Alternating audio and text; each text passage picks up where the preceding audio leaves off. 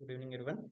So in Python challenge, my next program is that remove multiple elements from the list. So let me declare the list one and 10, comma, 11, comma, 12, comma, 13, comma, 14, comma, 15, comma, 16.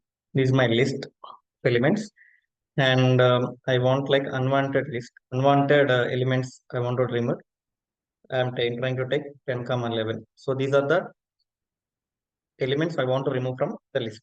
So there is a list 2 I want to declare.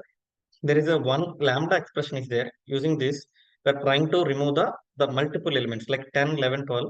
We are trying to remove from this list 1. So that's what I am trying to explain. ELE for ELE in list 1 if ELE not in unwanted list. So print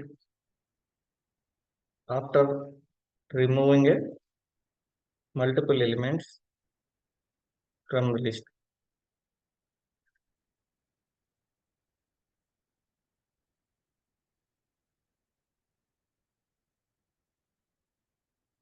Not different. So we want to define this.